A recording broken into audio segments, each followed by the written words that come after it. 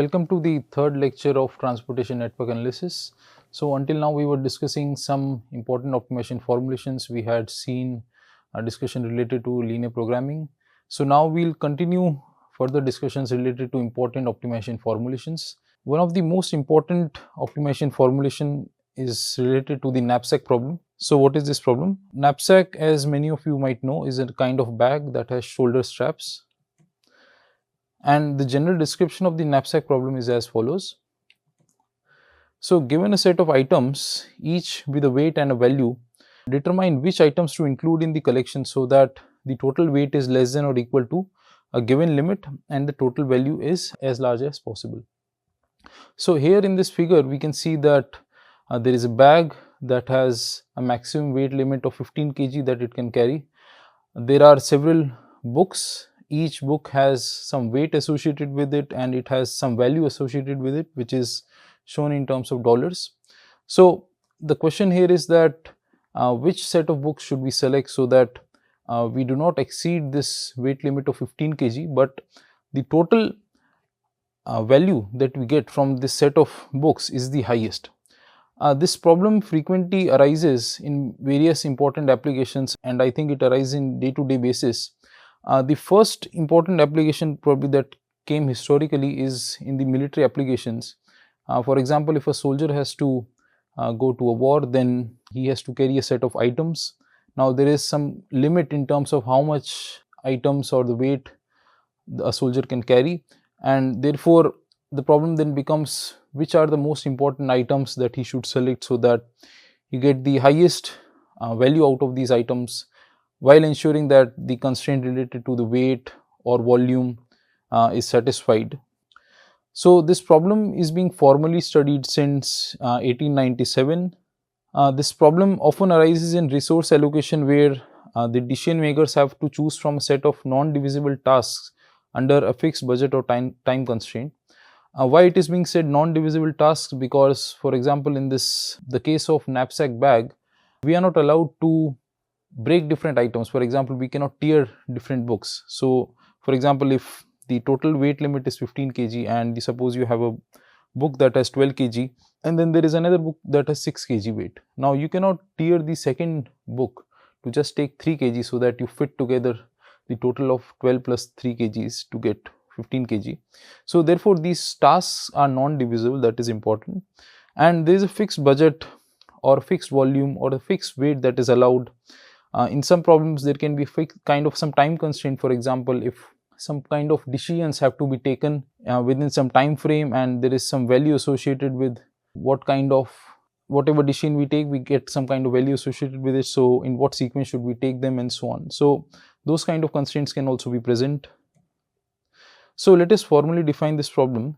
Let us consider a set of n items numbered from 1 up to n, each with a weight wi and a value vi. Suppose there is a knapsack with maximum weight capacity w. Now there are several versions of the knapsack problems, with the most common being the 0-1 knapsack problem. So in the 0-1 knapsack problem, the number xi of copies of each kind of item is restricted to 0 or 1. So that means that either you can keep this item in the final selection or you do not keep it, but you cannot have more than one copy of each item. So this 0-1 knapsack problem is the most basic version, and all of the other versions are either more complex than this or they can be considered as various extensions of this 0-1 knapsack problem. This 0-1 knapsack problem can be formulated as an integer linear program. Now we had studied what a linear program is. So in linear program the objective function is linear, the constraints are linear, and the decision variables are allowed to take continuous values. When we say an integer linear program, then it means that some of the decision variables are integers. And why it is being said integer linear program? Because it means that the objective function and the constraints are linear with respect to the decision variables. However, the decision variables themselves are integers, so it is not purely a linear program, but it is an integer linear program. So therefore an integer linear program will not satisfy that property that we discussed, that an optimal solution will lie at one of the extreme points if the linear program is feasible and feasible region is bounded. So this knapsack problem can be formulated as a integer linear program. So here we maximize the total value that we get after the selection. So since we have total n items from which we can select, we are summing this summation over all of the items, and if a particular item is selected, so then xi will be equal to 1 and only then its value will be counted, otherwise not. Now subject to the first constraint that the total weight of items that we select should not exceed this capital W. So again, if a particular item I is selected, then xi will be equal to 1, otherwise it will be equal to 0, and therefore only then this weight will be taken into account and the overall weight should not exceed capital W. And this last constraint is saying that xi are Decian variables, so they either only take the value 0 or 1. Now another extension of this basic version of 0-1 knapsack problem is called the bounded knapsack problem. So this removes the restriction that there is only one of each item. Now it restricts that the number of copies of each kind of item should be maximum a non-negative integer value c. So here we can have maximize summation vi xi as the objective function. So this is the same as what was previously we were having, subject to the same restriction on the weight that we had. And now the only change is that these Decian variables are not restricted to be only binary, so they can take value from 0 till c, and this is just replicating this fact that there can be a maximum of c copies of each item. So you can see that everything is the same as the 0-1 knapsack problem, only the change came in defining the Decian variables here. The Decian variables are still integers only, because they can either only take the value 0, 1 till c here, and since both the objective function and the constraints are linear in terms of the Decian variables, so therefore it is still an integer linear program. Another extension of this knapsack problem is the unbounded knapsack problem. So this does not place any upper bound on the number of copies of each kind of item, and this can be formulated as the same as above, only with the restriction that now xi can take any non-negative integer. So here the objective function still stays the same, subject to the constraint that the total weight should not exceed capital W, and now there is a change that this xi takes non-negative values but integers. So this symbol z greater than equal to 0 is saying that xi is allowed to take any non-negative integer value. So we discussed different kind of versions of the knapsack problem. Now let us discuss another very important problem that arises in real world. It is called maximum coverage problem. Note that knapsack problem, since it was formulated as an integer linear program, it is in a category of discrete optimization problem, because the number of feasible solutions that we have are discrete, they are finite in nature and so on. This maximum coverage problem also fits into that category. So here also the Decian variables are allowed to take integer values, and they are not allowed to have continuous values and so on. So let us discuss what this maximum coverage problem is. So here in this problem we are given several sets and there is a number k. This number k usually is a positive number only. Now these sets that are given to us may have some elements in common, and the question is that we must select at most k of these sets such that the maximum number of elements that are covered, that is the union of the selected sets, has maximal size. So let us consider an example to understand this. So we have these 4 sets given to us. In all of these sets we have 3 elements, and we have a total of 5 elements starting from 1 till 5 here. Now it is given to us that this k is equal to 2. So we are allowed to select at most 2 sets here, and within this restriction we want to select those 2 sets such that maximum number of elements are selected here. Now these maximum number of elements I mean by non-repetitive elements or the distinct elements that we select. For example, the optimal solution in this problem is to select these sets first set which is having 2, 1, 2 as the elements, and the third set which is having the elements 2, 3 and 4. That is because when you select these two sets here, the final elements, distinct ones which we get, are 1, 2, 3 and 4, because 1 is present in the first set, 2 is present in both the first and the second sets, and 3 and 4 are present in the second set. Note that this is not the only optimal solution. There can be other optimal solutions also here. For example, if suppose we select, say, the first, so the first and third set we have already selected. Suppose we select maybe the first and the last set here.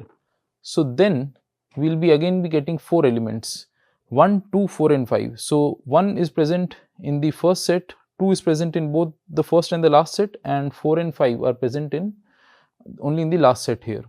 So there are multiple optimal solutions, but all of these optimal solutions will have the same optimal value, that is the distinct number of elements that they actually select is equal to 4. So that is why they are referred to as the optimal solution, because we cannot get any other pair of sets where the number of distinct elements will exceed 4 here. So maximum coverage problem can be applied to various applications. One of the applications arises in road traffic situations. For example, suppose we have this option of selecting various bus routes where we can place sensors, and the objective is to ensure that the maximum number of roads in this network are covered the sensors that can detect potholes.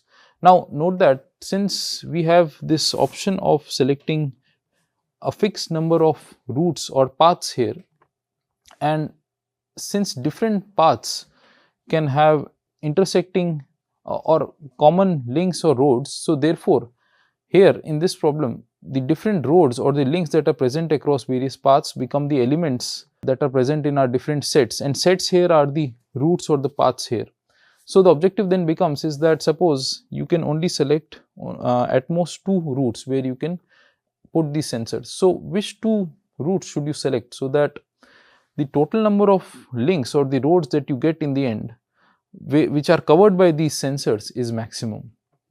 Now there can be various other applications also for maximum coverage problem, and that is why this maximum coverage problem is a very useful problem. Again, this can be formulated as an integer linear program. So before defining this optimization formulation, let us define the notation here. So let capital S be this collection of the sets here. Suppose we have m sets given to us starting from S1 till Sm, and we have a set of n elements where the set of all elements is represented by capital E. Now note that the union of all of these sets that are given to us will be equal to the set of all the elements. So it is just saying that if you pick all of the distinct elements from different sets, then we will be getting this set of all the elements capital E that is given to us. Now let us define a Decian variable here. So let yj be equal to 1 if element ej is covered, otherwise it is equal to 0. So what does it mean? That if a particular element ej is finally selected in the final selection that we have, then this yj will be equal to 1, otherwise will be equal to 0. So covered here just means that we have selected at least one of the sets where this element ej is part of that set in the final selection. And let us define another Decian variable xi, which is equal to 1 if set si is selected in this final selection for covering, otherwise it is equal to 0. So let us now see the optimization formulation for maximum coverage problem. So here we are maximizing the number of elements that are finally selected.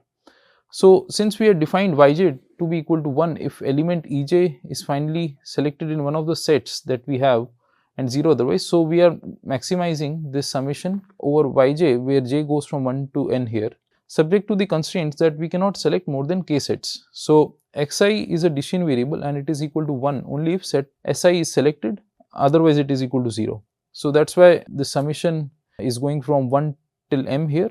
Now this constraint is very important and it is slightly non-trivial as compared to the other constraints that we have. So what this constraint is saying, that if yj is equal to 1, that is if element ej is finally selected, then there should be at least one such set Si where element Ej is part of that set Si. Okay. Now, why is this constraint required? Because you can see that the restriction on the number of sets that we can select is on the sets here. So, that will be given by the values of the variables xi. Whereas, in the objective function, we are trying to maximize the number of elements that are finally selected, the distinct elements that we select. So, those are given by these decision variables yj. Now, there should be a link between these decision variables xi and yj, and this constraint is doing that thing here. So, it is saying that if a particular element is finally found in at least one of the sets that you select, then there should be at least one set which should have been selected such that this element is part of that set. There are these constraints that define these decision variables, and they are just saying that xi and yj are only allowed to take the values 0 and 1. Let us focus on this non-trivial constraint. Let us try to look through this an example. Suppose we have these 4 sets that we had seen. So, these sets are covering elements from 1 to 5, and suppose element 3 is selected in a feasible solution. So, that means that we have selected any 2 sets where this element 3 is coming in at least one of the sets. Now, that means that either the set 2 or the set 3 should be part of this final selection, otherwise it is not possible to select element 3, right. So, if element 3 is selected, so then it means that y3 is equal to 1, and if y3 has to be equal to 1, then one of the xi's have to be equal to 1 in the left hand side of this constraint, such that this element ej, that is in this case the element 3 here, is part of that set here. So, we are only doing this summation over those sets for which element ej is part of that set. Okay. So, for example, here in this case, if we are looking at this element 3 here, so the decision variable that will be representing that will be y3 here. So, the only 2 sets that contain this element 3 are the set second and third. So, this summation will be only going through these 2 sets here. So, I will be only taking the values 2 and 3 here. So, it is saying that x2 plus x3 should be greater than equal to y3. That is what it is saying. So, if element 3 is selected, then at least one of these 2 sets have to be selected, and then only either x2 or x3 will be equal to 1. Okay. Another very important problem that arises in optimization is called the traveling salesman problem. We had initially discussed this problem. So, just to remind, let us now formally define it. Consider this traveling salesman problem, or in short TSP, where we have a set V consisting of n plus 1 nodes. Set E consists of all the edges, and for each pair of nodes I and j, let Cij be the distance from node I to node j. Okay, so we have a pair of n plus 1 nodes, and there is a set of edges which is connecting these nodes, and we have these distances or the lengths of these different edges given to us. And the objective is to find a tour that covers all the nodes and returns back to the starting node. So, in order to define this problem, let us define xij to be equal to 1. The edge ij is part of the tour and 0 otherwise. So, this kind of decision variable is kind of similar to what we have been discussing in the optimization formulation. So, for example, in the shortest path formulation also, we had this decision variable xa, which was equal to 1 if link A was part of the final path that we selected and 0 otherwise. Similarly, this is that kind of decision variable that xij is equal to 1 if edge ij is part of the final tour that we select, otherwise it is equal to 0. So, since we want to minimize the length of this overall tour here that we select. So, we are minimizing this summation Cij xij, where ij is the set of all of the links here. So, ij in E means that we are doing the summation over all of the links that are belonging in this set capital E. Subject first to the constraint that summation xij equal to 1, where I goes from 0 to n. So, what is this constraint saying here? So, this is saying that for every node j, there has to be exactly one node I from which the edge I to j is selected and is part of this tour that we have. Similarly, the second constraint is saying that there should be exactly one edge which is going out of this node I, and it is ending in one of these node j's such that this link ij is part of the tour that we finally select. Now then we have this third constraint here. So this one is actually tour elimination constraint. So we'll understand this more here. So what it says is that summation xij is equal to 1, where I is any set S of this, which is a subset of this set of nodes capital V, and then we have this another set S bar, which is again a subset of this set of nodes V here, and the intersection between S and S bar should be empty or null set. And then finally we have these decision variables that xij are binary for all the edges that are present. So as I said, the first two constraints ensure that exactly one edge enters each node and exactly one edge leaves each node in the tour. Okay, so that means that there is exactly one incoming edge and one outgoing edge which is selected in this tour for every node. Let us understand this third set of constraint. So let S comma S bar be a non-trivial partition of 0 comma n. So this constraint ensures that disjoint cycles or subtours are ruled out. So what does this mean here? Let us see. So we have these 7 nodes given to us starting from 0 to 6 here. So these two subtours are not what we want, because what we actually want is a single tour that covers all of these nodes and come back to the starting node. So in order to rule out that, we have this constraint which is ensuring that if you have any two subsets here, S and S bar, then there should be one xij exactly for which that xij value is 1, and then there is this node I which is part of this set S and node j is part of this set S bar. So that will ensure that you are connecting one of the nodes in the set S to another node in this set S bar. And similarly, when you swap these S and S bar here, you will ensure that there is a node in S bar from which an edge is starting and ending in a node in S, and that is part of the tour here. So in this right diagram here, there is an edge which is starting from node 2 and ending in node 4. Node 2 is part of the set S, node 4 is part of the set S bar. Similarly, here at the bottom, we have this edge starting from node 6 and ending in node 3. Node 6 is part of S bar and node 3 is part of set S here. Now note that a total of such constraints will be around 2 to the power n plus 1 minus 2. And why is this coming? Because the way we can select these different partitions is, for example, we can have, since there are n plus 1 nodes, we can have one set here where one of these partitions is only having one node and the other n nodes are part of the another partition. Similarly, you can have n plus 1 C2 where you select any two pair of nodes, form a subtour within that, and all the other n minus 1 nodes are forming another subtour. So if you continue it in this way, there are 2n plus 1 minus 2 non-trivial such partitions, and this expression 2n plus 1 minus 2 is exponential in form of n here. So as n will increase, this number will grow drastically, and therefore it is not practical to have such kind of constraints in the optimization formulation, and therefore we need to think of a better way of writing the optimization formulation for the traveling salesman problem. So this cannot be the most efficient way of writing the traveling salesman problem.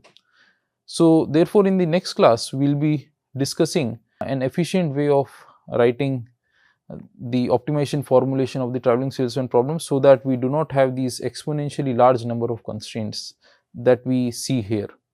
Thank you.